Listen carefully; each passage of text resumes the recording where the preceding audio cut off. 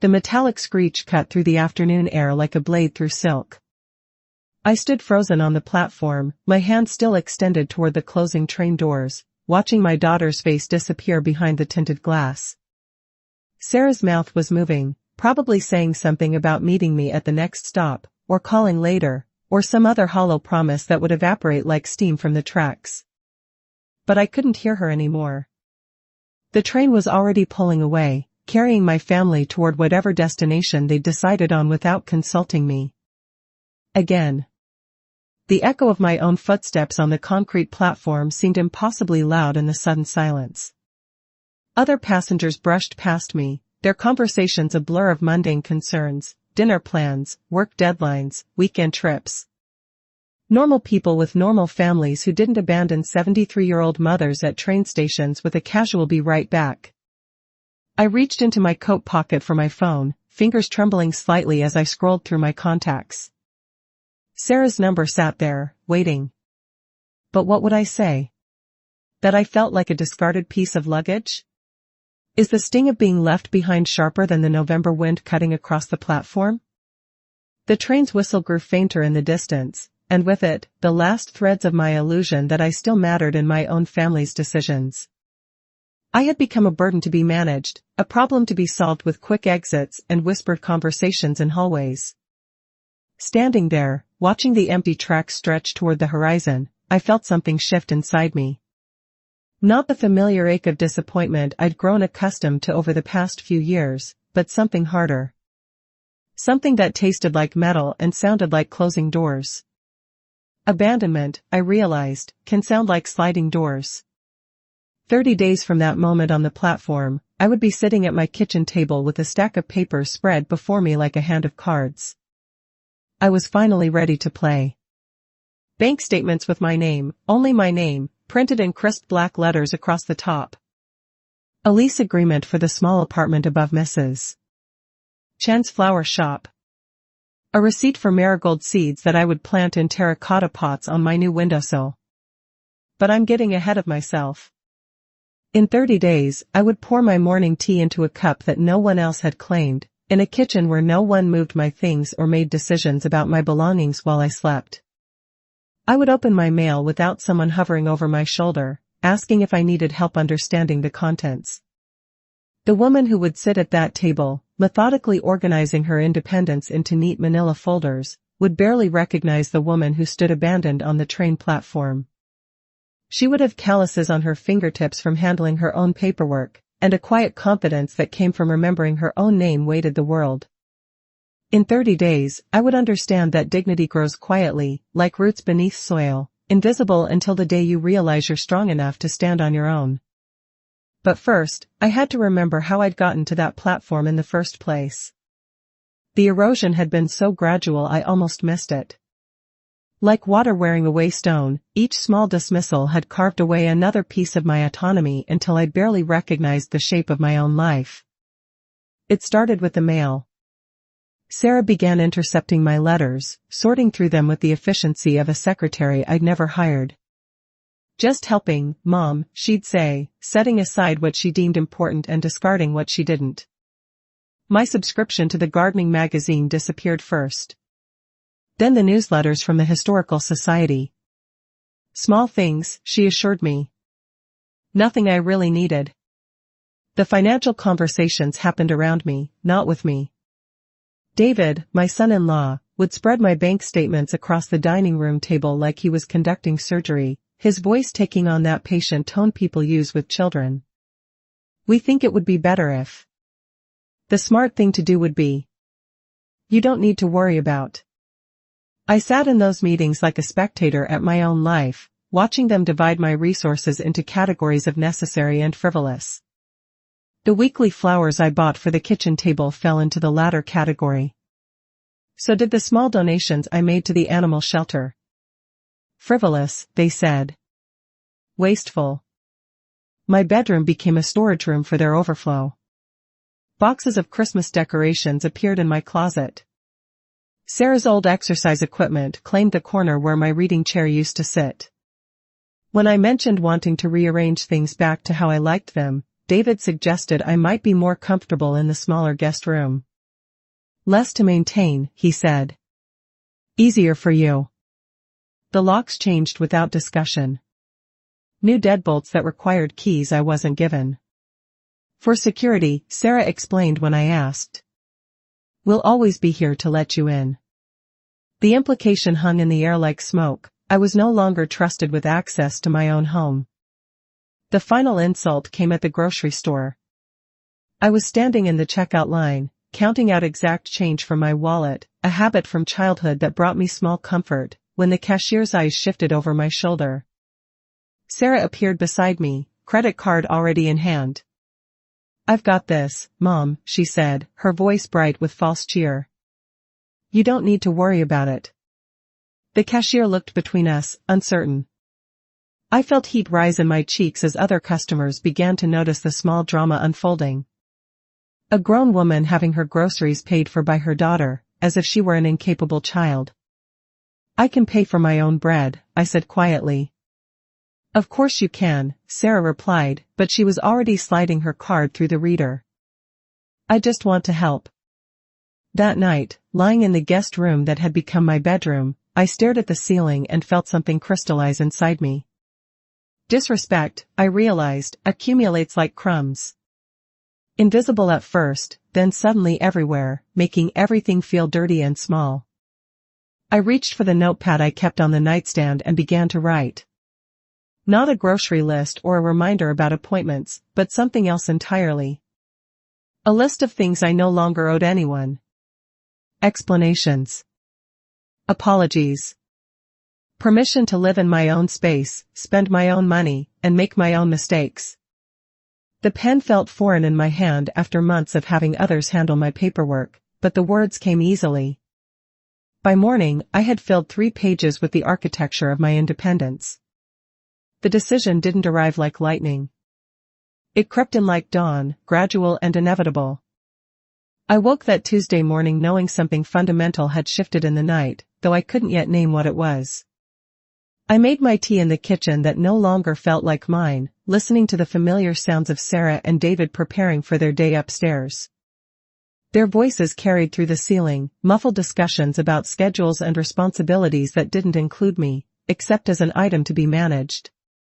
The notepad from the night before sat beside my teacup, its pages covered with my careful handwriting. Reading my own words in the morning light, I felt a flutter of something I hadn't experienced in months. Possibility. I found an old envelope in the junk drawer and began sketching on its back. Not a grand plan for revolution, but simple, practical steps. Bank. Documents. Keys. The basic infrastructure of independence, drawn in blue ink between the grocery store's address and a coupon for dish soap. Change, I realized, begins on the back of an envelope. The small suitcase I borrowed from the hall closet had been a wedding gift 47 years ago. Sarah and David had relegated it to storage, deeming it too old-fashioned for modern travel. But it was perfect for my purposes, compact, sturdy, and mine by right of memory. I packed it carefully with documents I'd been gathering in secret over the past week. My birth certificate was retrieved from the filing cabinet when Sarah was at work. My social security card, found in the jewelry box where I'd hidden it years ago. The deed to the house was photocopied at the library during one of my walks around the neighborhood. Each paper felt like armor, protection against the casual dismissals that had become my daily bread. I arranged them in a manila folder with the same care I'd once used to organize my children's school records, back when my organizational skills were valued rather than questioned. The letters came next. Correspondence from old friends that Sarah had deemed clutter, saved from the recycling bin and smoothed flat. Evidence that I had a life beyond these walls, relationships that existed independent of my family's approval. At the bottom of the suitcase, I placed the small address book I'd maintained for 30 years. Phone numbers written in different inks, some crossed out and updated, others faded but still legible. A map of connections that predated my current isolation. The kettle whistled, and I made a second cup of tea, this one to take with me. I had calls to make, appointments to schedule, and a life to reclaim one careful step at a time. The bank smelled like floor polish and quiet desperation. I sat in the waiting area, my small suitcase balanced on my knees, watching other customers conduct their business with the casual confidence of people who had never had their financial autonomy questioned. Mrs. Patterson? The clerk was younger than my granddaughter, with kind eyes and a name tag that read Jennifer. She led me to a desk in the corner, away from the main traffic of the lobby. "I'd like to open an account," I said, the words feeling strange in my mouth. "In my name only." Jennifer's fingers moved across her keyboard with practiced efficiency. "Of course. Do you have identification with you?" I opened my suitcase with hands that trembled slightly, revealing the neat stack of documents I'd assembled. My driver's license is still valid despite Sarah's suggestions that I might want to think about giving up driving. My social security card. A utility bill with my name on it, rescued from David's filing system. "This all looks perfect," Jennifer said, and something in my chest loosened. Perfect. When was the last time someone had described anything I'd done as perfect? The forms required my signature in multiple places. Each time I wrote my name, Margaret Rose Patterson, not mom or grandma or she, I felt a small piece of myself clicking back into place. My name was still a key, I realized. It still opened doors. "Will you be making an initial deposit today?" Jennifer asked. I reached into my purse and withdrew the envelope I'd been saving for 3 months. Small bills, mostly money saved from the grocery allowance Sarah gave me, coins found in coat pockets, and the occasional $5 bill from birthdays. It wasn't much, but it was mine. $67.32, I said, counting it out on the desk between us. Jennifer accepted the money without comment, without the patronizing smile I'd expected. She counted it professionally, entered the amount into her computer, and handed me a receipt. "Your temporary debit card will be ready in just a moment," she said. "The permanent one will arrive by mail in 7 to 10 business days." A debit card. With my name on it. Connected to an account that no one else could access, couldn't monitor, and couldn't judge. The plastic felt warm in my palm, like a small miracle. Walking out of the bank, I felt taller somehow. The afternoon sun seemed brighter, the sidewalk more solid beneath my feet. I had taken the first step toward reclaiming my own name, my own choices, and my own mistakes to make. The confrontation came 3 days later, triggered by the bank statement that arrived in my name. Sarah found it on the kitchen counter where I'd left it, deliberately visible, a small act of defiance disguised as carelessness. "What is this?" she demanded, waving the envelope like evidence of a crime. I was making my morning tea, a ritual that had become my anchor in the storm of living in someone else's version of my life. The kettle's whistle provided a moment's reprieve before I had to answer. "It's my bank statement," I said calmly, not turning around. "Your bank statement?" "Mom, we've talked about this. David handles all the financial stuff now. You don't need to worry about." "I'm not worried." I poured the hot water over my tea bag, watching the color bloom in the clear water. "I'm taking care of my own affairs." The silence behind me stretched taut as a wire. When Sarah spoke again, her voice had shifted into the tone she used with her teenagers when they'd broken curfew. "You opened a bank account without telling us?" "I opened a bank account because it's my money and my right." I turned to face her, teacup steady in my hands.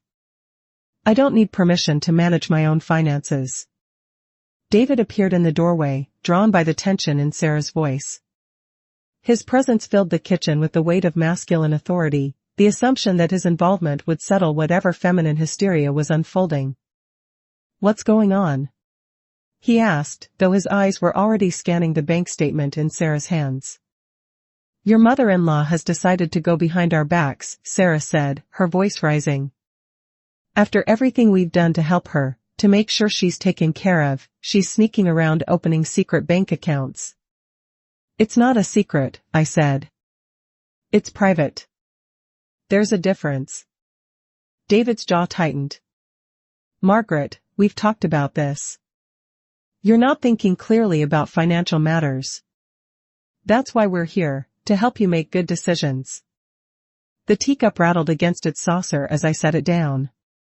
I'm 73, not 7. I've been making financial decisions since before you were born. And look where that got you, Sarah snapped. Living in our house, dependent on us for everything. If you were so good at managing money, you wouldn't need our help. The words hit like a slap, designed to wound and diminish. I felt the familiar urge to apologize, to smooth over the conflict, to make myself smaller so everyone else could be comfortable. Instead, I reached for the dish towel and began drying my hands with deliberate care.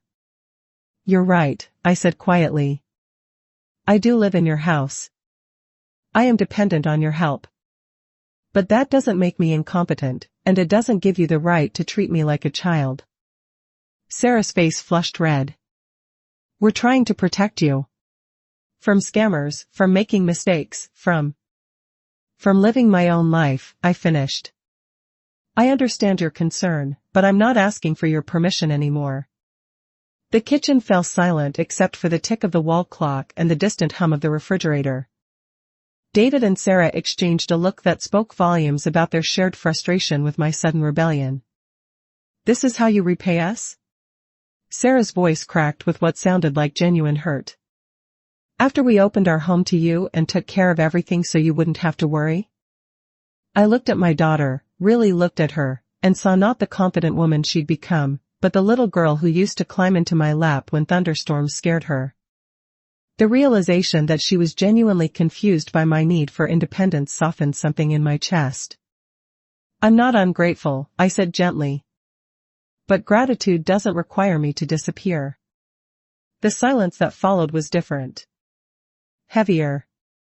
Charged with the recognition that something fundamental had shifted between us. Not rage, I thought, watching Sarah's face cycle through anger and confusion and something that might have been fear. Stillness. The knock came the next morning, soft and tentative. I opened the door to find Mrs. Chen from next door, holding a paper bag that smelled like fresh bread and wearing the kind of smile that suggested she'd been watching the drama unfold from her kitchen window. I thought you might like some company, she said, her accent still thick after 30 years in the neighborhood. And I made too much bread again. I invited her in, grateful for a presence that didn't come with judgment or an agenda. Mrs. Chen had been my neighbor for 15 years, but we'd never been more than politely friendly. Sarah had always discouraged deeper relationships with the neighbors, claiming they were too different or too nosy, or simply not our kind of people. We sat at my kitchen table, the same table where yesterday's confrontation had unfolded, and Mrs. Chen unpacked her bag with the efficiency of someone who understood the healing power of shared food. Fresh bread, still warm. A small jar of honey. 2 oranges that smelled like sunshine. My daughter thinks I'm too old to live alone, she said without preamble, breaking the bread into generous pieces. She wants me to move to assisted living. Says it's for my own good. I accepted the bread gratefully, surprised by how hungry I was. What did you tell her? I told her I'm not ready to be managed yet. Mrs. Chen's eyes twinkled with mischief. I told her that when I can't make my own bread, then we can talk.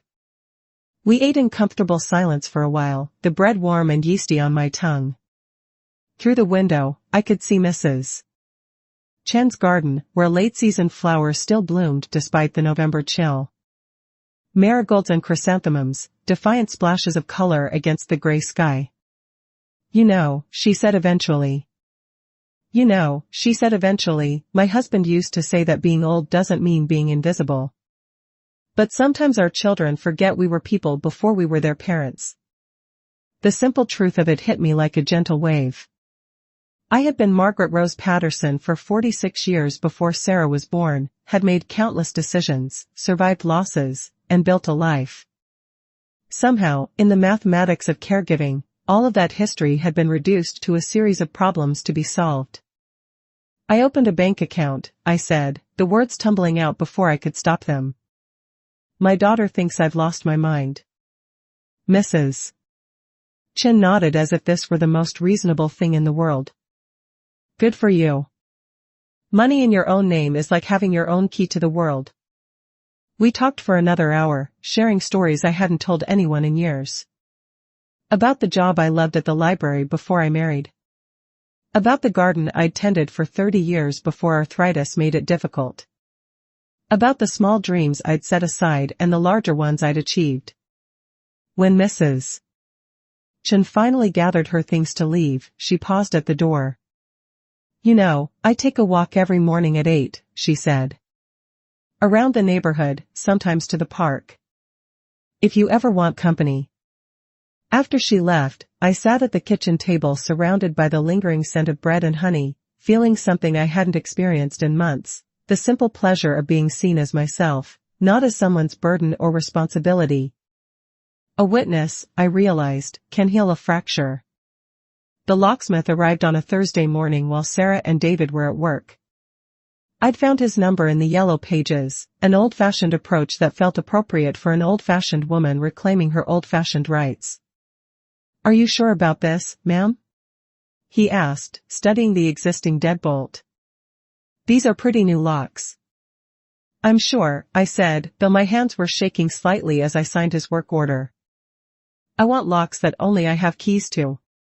He was efficient and professional, asking no questions about why a woman my age was changing locks in what was obviously her family's house.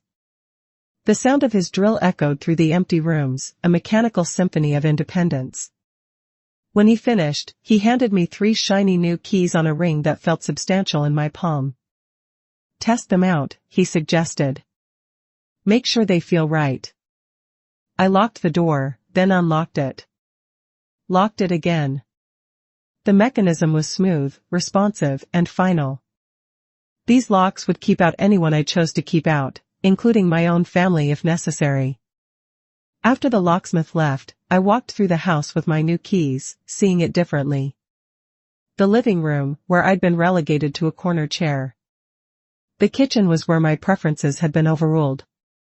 The guest room had become my bedroom by default rather than choice. I started with the windows, opening them one by one to let in the November air. Sarah always kept them closed, claiming drafts were bad for my health. But I had lived through 73 winters and knew the difference between fresh air and dangerous cold. The curtains came next. Heavy, dark panels that Sarah had chosen for their practicality.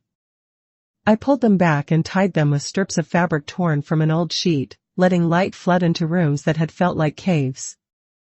In what used to be my bedroom, I began moving boxes.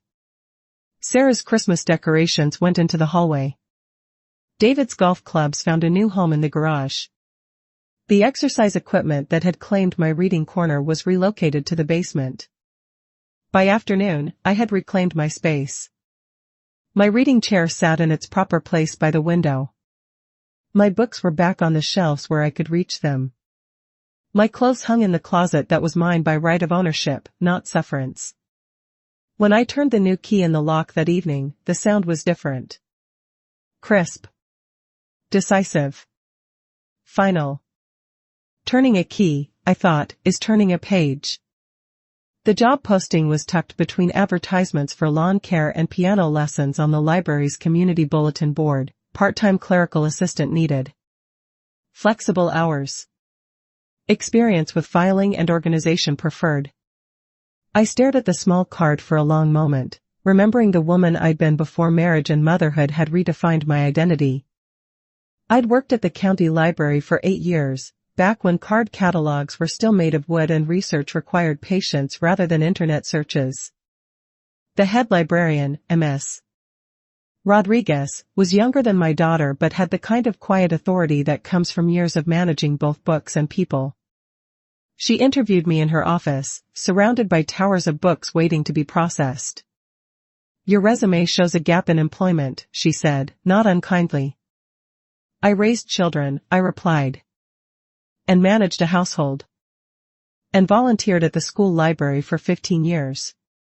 She nodded, making notes on my application.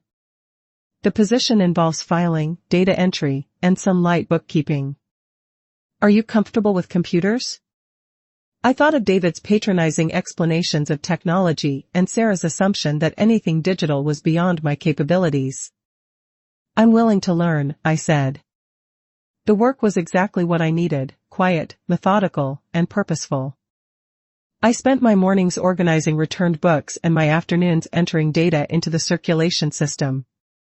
My fingers, unused to regular typing, developed small calluses. Ink stains appeared under my fingernails from handling date stamps and processing cards. These small marks of labor felt like badges of honor. The other staff members treated me as a colleague rather than a charity case. They asked my opinion on filing systems, trusted me with the cash drawer, and included me in conversations about library policy. I was Margaret again, not just Mom or the elderly woman who needs help. My first paycheck was modest, barely enough to cover a week's groceries, but it was mine. Earned through my own effort, deposited into my own account, and available for my own decisions about how to spend it. I used part of it to buy flowers for the kitchen table. Bright yellow mums that Sarah would probably consider frivolous, but that made me smile every time I passed them. The rest went into my savings account, building slowly toward a future I was beginning to imagine. Earning, I realized, is breathing on paper. Each dollar represented hours of my time, my effort, and my value in the world beyond my family's narrow definition of my worth. The lawyer's office smelled like leather and old paper, the kind of place where important decisions were made and documented with proper ceremony. I sat across from Mr. Williams, a man roughly my son's age who had the patience to explain legal concepts without condescension. "You want to establish a trust," he said, reviewing the notes I'd brought. "For your grandchildren's education." "Yes," I said, though my voice wavered slightly. "I want to make sure they have choices I didn't have." The money wasn't much, the modest inheritance from my mother, combined with my small savings and the proceeds from selling some jewelry I'd never worn. But it was enough to create something meaningful, something that would outlast the petty conflicts of the present moment. "This is quite generous, Mr. Williams said, reviewing the figures. "Are you certain you want to commit these funds? Once the trust is established, you won't be able to access this money for your own needs." I thought of my granddaughter Emma, bright and curious at 16, already talking about college with the kind of hunger I recognized from my own youth. I thought of my grandson Michael, only 12 but already showing signs of the artistic temperament that had been discouraged in our family for generations. "I'm certain," I said. "I want them to have opportunities to become whoever they're meant to be." The paperwork took 2 hours to complete. Page after page of legal language that essentially boiled down to a simple concept: love expressed through possibility rather than control. The trust would provide educational funding for my grandchildren, with no strings attached beyond the requirement that they use it for learning. As I signed the final documents, I felt a profound sense of completion. This wasn't about revenge against my daughter's attempts to control my finances. It wasn't about proving my competence or asserting my independence. It was about continuity, ensuring that the next generation would have choices, even if I couldn't guarantee they'd make the ones I would choose. "The children will be notified of the trust when they turn 18, Mr. Williams explained. Until then, the funds will be managed by the bank." I nodded, imagining Emma's face when she learned she could attend any college she chose, or Michael's excitement when he discovered he could pursue art school without burdening his parents financially. Legacy, I realized, is not for applause, but for continuity. Walking out of the lawyer's office, I felt lighter somehow, as if I'd set down a burden I hadn't realized I was carrying. The trust represented more than money. It was proof that I still had something valuable to give, something that couldn't be managed or controlled or dismissed by well-meaning family members. The conversation happened on a Sunday afternoon, around the same kitchen table where so many of our conflicts had unfolded. I had set the table myself, my good china, the tablecloth I'd inherited from my mother, and cloth napkins instead of paper. Small gestures that announced this would be a formal discussion, not a casual family chat. Sarah and David sat across from me, their faces wearing the patient expressions of parents preparing to reason with a difficult child. They'd discovered the changed locks, of course. And the job at the library. And probably the bank account, though they hadn't mentioned it directly. "Mom," Sarah began, her voice carefully modulated, "we need to talk about what's been happening lately." I poured tea from the pot I'd warmed properly, taking my time with the ritual. "I'm listening." "This independence thing," David said, leaning forward with his elbows on the table, "we understand you want to feel useful. But you're taking unnecessary risks. The job, the bank account, changing the locks, it's not safe for someone your age to be making these kinds of decisions alone." I set down my teacup with deliberate care. "I'm not alone. I'm independent. There's a difference." "You could fall and not be able to get help," Sarah said, her voice rising slightly. "You could be taken advantage of by strangers. You could make financial mistakes that would affect all of us." "All of us?" I repeated quietly. Sarah's face flushed. "You know what I mean. We're family. Your problems become our problems." I reached for the manila folder I'd placed beside my plate and withdrew a single sheet of paper. My handwriting, careful and clear, outlined the boundaries I'd decided were necessary for our relationship to continue. "Here is where I live," I said, reading from my notes. "In my own home, with my own keys, making my own decisions about my daily life. Here is how we proceed. You are welcome to visit, with advance notice. You are welcome to offer advice, which I may or may not take. You are not welcome to manage my finances, my mail, my medical decisions, or my living arrangements without my explicit consent." The silence that followed was profound. David's face had gone red, and Sarah looked as if I'd slapped her. "You're being unreasonable," David said finally. "We're trying to help you." "I know you are," I replied. "And I appreciate your concern. But help that comes with the requirement that I surrender my autonomy isn't help, it's control." Sarah's eyes filled with tears. "I don't understand why you're doing this. We love you. We want what's best for you." "What's best for me," I said gently, "is to remain myself for as long as possible. To make my own mistakes, enjoy my own successes, and live in my own space according to my own preferences." I folded the paper and placed it back in the folder. "These aren't negotiable terms. They're simply the conditions under which I'm willing to continue our relationship."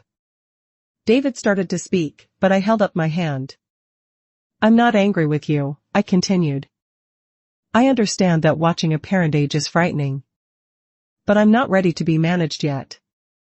When that day comes, if it comes, I'll let you know."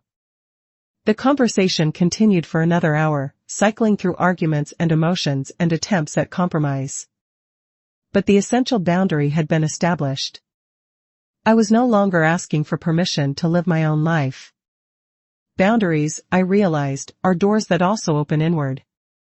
The morning light slants through my kitchen window differently now, illuminating the small pot of marigolds I planted last week.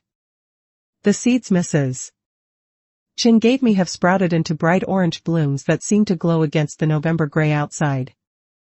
I make my tea in the quiet of my own space, listening to the familiar sounds of my own routine. The kettle whistles.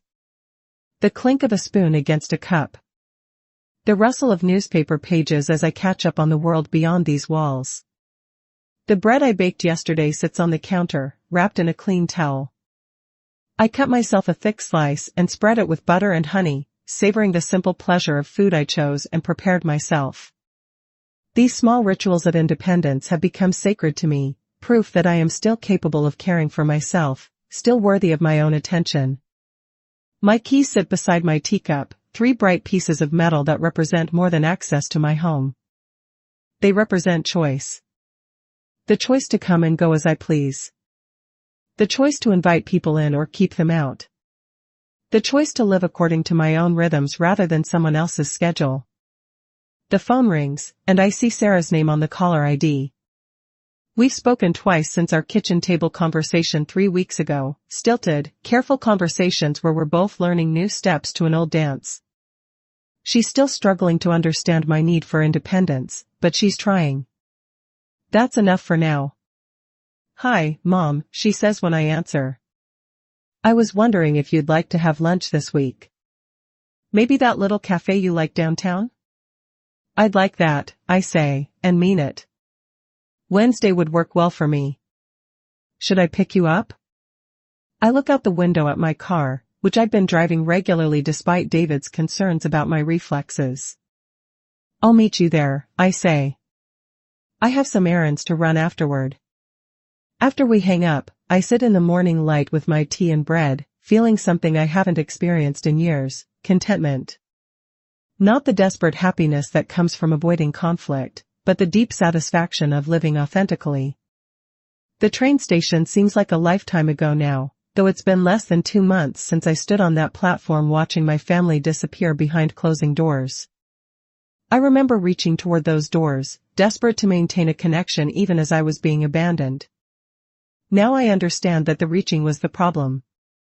I had been so focused on holding on to relationships that were diminishing me that I'd forgotten to reach for the things that would restore me. I finish my breakfast and gather my things for the day. Work at the library, then grocery shopping with my own money from my own account. This evening, Mrs. Chan and I are planning to plant bulbs in her garden, tulips and daffodils that will bloom in the spring, long after this difficult season has passed. As I lock my door behind me, I think about that moment on the train platform one more time. The doors had closed, and I had reached for them desperately, trying to follow where I wasn't wanted.